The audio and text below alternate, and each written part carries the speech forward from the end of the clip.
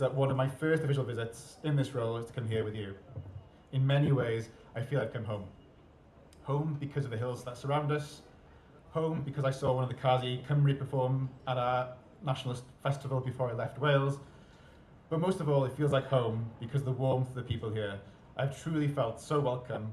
The Groundbreakers of Khadsaw College have shown us today, reminded ourselves, and also, more especially, the younger generation, that in life, in order to bear fruit, you must connect to your roots. Each of the items, the performances today and in the next couple of days are all rooted in our culture, a culture that we are proud of sharing with the rest of the world.